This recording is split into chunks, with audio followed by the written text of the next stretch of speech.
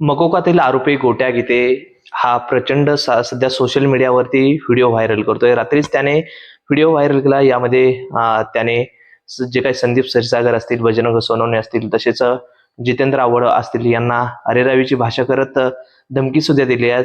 नेमकं त्यामध्ये कारण की आपण पाहतो की ज्यांनी अनेक धक्कादायक खुलासे केले त्यामध्ये जो काही गोट्या गीते आहे तो सायको किलर असल्याचं सुद्धा सांगितलं होतं. ते बाळा राजा माझ्यासोबत आहेत. नेमकं काय सांगाल? सध्या गोट्या गीते सोशल मीडियावर व्हिडिओ व्हायरल करतोय, परंतु बीड पोलिसांना तो सापडत नाही. काय सांगाल?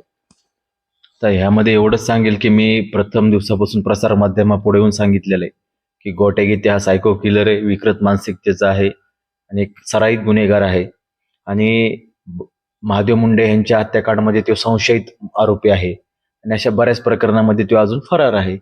आता त्याला बीड पोलिसांनी परळी पोलिसांनी मागच त्याला अटक करायला पाहिजे होते. आता काय बघतो तर आपण सध्या प्रसार माध्यमावर गोट्या गीतेचा व्हिडिओ येत आहे. म्हणजे गोट्या गोटे गीते हा विषय फार मोठा झालाय. तो आंतरराष्ट्रीय डॉन असल्यासारखा विषय झालेला आहे गोट्या गीतेचा. प्रसार माध्यमावर व्हिडिओ टाकून तो बीड जिल्ह्यातील जनतेला कीर्तन सांगत आहे आणि त्याचे संत, त्याचं दैवत म्हणत आहे त्याचे संत वाल्मिक कराड. त्या वाल्मिक कराडचा तो भक्त गोट्या गीते आणि त्याचं कीर्तन ऐकायची वेळ आज बीड पोलिसांना आणि परळीतील बीड जिल्ह्यातील जनतेला आलेली. याचा अर्थ कुठे ना कुठं बीड पोलीस प्रशासनावर सामान्य जनता संशयास्पदच्या नजरेने बघत आहे. आता आता किती दिवस तुम्ही असं आरोप्यांना अटक करणार नाहीत? किती दिवस त्यांना असं फरार ठेवणार आहे? आता अटक करायची वेळ आली आहे. जनतेमध्ये रोष वाढत चाललाय. गोट्या गीते आज विधानसभेच्या सदस्यांना, लोकप्रतिनिधींना व्हिडिओमधून धमक्या देत आहे. अशा गोट्या गीतेला जर कारवाई होत नसेल तर हे फार दुर्दैव आहे. सध्या तो म्हणला त्या व्हिडिओमध्ये त्याने सांगितलं की जितेंद्र आव्हाडांचे ऑडिओ कॉलचे काय त्याकडे आहेत, पुरावे आहेत. नेमकं काय यामध्ये काय आहे स्पष्टता?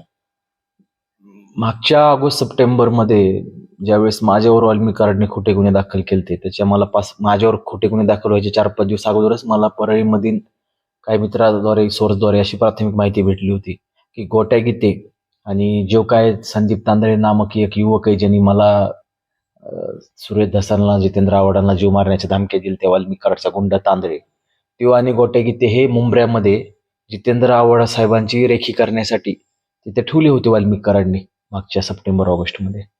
त्यावेळेसच काहीतरी गोट्या गीतेने मग कवाड साहेबाला फोन वगैरे केला असेल, धमकी वगैरे दिली असेल, ती रेकॉर्डिंग असेल आणि आव्हाड साहेबाला पण वाटलं असेल कोण आहे कोण आहे, अनोळखी नंबर आहे. आता एवढा मोठ्या महाराष्ट्रात मध्ये काम करायचं म्हणल्यावर कुणी फोन करतं, विचार पटत नसेल, त्यांनी आपलं इझी घेतलं असेल. पण आता कुठं ना कुठं आव्हाड साहेबाच्या पण लक्षात आलं असेल की हा तो गोट्या गीतेच होता.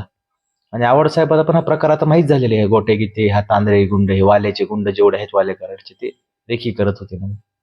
आता तुम्ही बोलताना सांगितलं होतं की जो काही श्री कराड आहे, श्री कराड सुद्धा सध्या बाहेर देशात चाललाय. नेमकं काय? हो, परळीमधील माझे काही मित्र, काही जवळचे हितचिंतक, अशी प्राथमिक माहिती भेटली त्यांच्याद्वारे किंवा जनतेद्वारे. श्रेय कराड हा फरार झालेला आहे 1 महिन्यापासूनच. ज्यावेळेस मी पत्रकार परिषद घेतली तेव्हापासूनच तो फरार आहे आणि तो फरार असून बाहेर देशात जायचं, त्याचं पलायन करण्याची त्याची तयारी चालू आहे. असं साहजिक आहे. श्री कराड तर लयच मोठा आता आंतरराष्ट्रीय डॉन झालाय. यांना गोट्या गीतेच गटत नाही ह्या बीड पोलिसांना, परळी पोलिसांना. आणि अशाही अटक करतील गोट्या गीतेला. आणि श्रेया कराडला पण महादेव मुंडे हत्याकांडमध्ये लवकरच अटक होईल, कारण मी जबाबदार नावं घेतलेले आहेत सर्वांचे. एवढीच आशा बाळगू. आता फक्त बीड पोलीस प्रशासनाने चांगलं कार्य करावं. कावत साहेब एसपी पण चांगले आहेत आणि एसआयटी स्थापन झालेले आहे पंकज कुमावत यांच्या अध्यक्षतेखाली. आणि पंकज कुमावत हे एक प्रामाणिक अधिकारी आहेत. आणि पंकज कुमावत साहेब हे ज्यांचं ते प्रामाणिक, त्यांची ओळख आहे काम करण्याची, दबंग अधिकारी आहे, ते नक्कीच आम्हाला त्यांच्याकडून 100% खात्री आहे की पंकज कुमावत या आरोपींना सर्वांना अटक करेल. परळीमध्ये जो काही रस्ता रोको झाला त्या अगोदर तुम्हाला सुद्धा धमकी आली होती त्या ठिकाणी रस्ता रोकोला जाऊ नका म्हणून. नेमकं हे प्रकरण काय आहे? हे वाल्या कराडचा पोरगा आहे ना, श्रेया कराड, त्याचा एक बॉडीगार्ड आहे. त्यांनी मला फोन केला आणि म्हणला की आमच्या परळीमध्ये यायचं नाही. अरे मी म्हणलं काय यायचं नाही? नाही नाही, रस्ता रोकोला तुम्ही यायचं नाही म्हणलं. मी म्हटलं मी रस्ता रोकोला येणार म्हटलं, कारण मी अन्यायाच्या विरुद्ध लढाई लढत आहे. ते मला माझ्याशी गाठ आहे. मी म्हणलं ठीक आहे, उद्या भेटू रस्ता रोकोमध्ये. आणि तसले धमक्याला आणि त्यांना आम्ही भीक घालत नाही, तर लक्ष पण देत नाहीत आम्ही असल्या गोष्टीकडे. कोण गेले ते? पण तिथे गेल्यानंतर मी भाषणामध्ये सांगितलं कानाफड नावाचा एक बॉडीगार्ड आहे वाल्मिक कराडच्या पोराचा, त्याने मला धमकी दिली, ती कुठे येतो कानाफड, आलोय मी त्याच्या गाव इथे, असं मी बोललो. तिथं बोलल्यावर ते कनरवाडीच्या आणि परळीतल्या जनतेने ऐकलं का त्याच दिवशी संध्याकाळी त्यांनी वाल्या कराडच्या घरावर अटॅक केला. राग राग रोष. म्हणजे वाल्या कराडची बॉडीगार्ड, हे वाल्या कराडचे कोण पोरं होतं, एक पोरग घरात बसलेलं, पण पोलीस प्रोटेक्शन घ्यावं लागलं वाल्या कराडच्या कुटुंबाला त्याला. म्हणजे एक आहे जेव वाल्या कराड, वाल्मिक कराडचं कुटुंब आणि वाल्या कराड बीड जिल्ह्यामध्ये अराजकता माजत होते, लोकांना त्रास देत होते, हुकुमशाही आणत होते. त्यांना पण शेवटला लोकशाहीचा सहारा घ्यावा लागला, पोलीस प्रशासनाचा सहारा घ्यावा लागला, संविधानाच्या आडच त्यांना लपवावं लागलं. म्हणजे याचा अर्थ कुठं ना कुठं वाल्मिक कराड आणि त्याच्या टोळीला पण संविधानच मान्य करावं लागलं, संविधानानेच त्यांचं संरक्षण केलं. पण ते सत्य आहे, त्यांच्या घरावर त्या दिवशी नागरिकांनी रोषाने रागाने अटॅक केला. 7 ऑगस्टला उपमुख्यमंत्री अजित पवार बीड जिल्हा दौऱ्यावर आहेत. महादेव मुंडे कुटुंब त्यांची अजित पवारांची भेट घेणार आहे. तुम्ही अजित पवारांची भेट घेणार का? त्यांना त्यांच्याकडे पुरावे वगैरे सादर करणार का? सध्या अजून काय असं माझं ठरलेलं नाही किंवा असं काही नियोजन नाहीये. पाहू पण पुढे.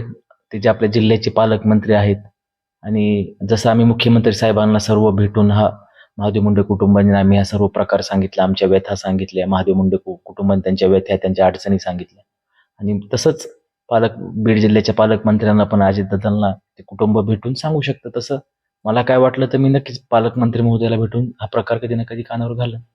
नक्कीच, धन्यवाद. आपण पाहिलं की हे होते बाळा बांगर. कारण की आपण पाहिलं की सध्या जे काही वाल्मिक कराड यांचा मुलगा आहे श्री कराड, तो बाहेर देशामध्ये पलायन करण्याचा सुद्धा प्रयत्न करतोय. तो बाहेर सुद्धा गेलाय आणि त्यांनी सांगितलं की हे सायको किलर गोट्या गीते आहे, याला हबप पदवी लावून त्याचे जे काही कीर्तन ऐकय हे तो कीर्तन ऐकतोय, बीड पोलिसांना का सापडत नाही, असं सुद्धा त्यांनी प्रश्नचिन्ह निर्माण केलेलं आहे. माऊली न्यूज मीडियासाठी अभिजित पवार, बीड.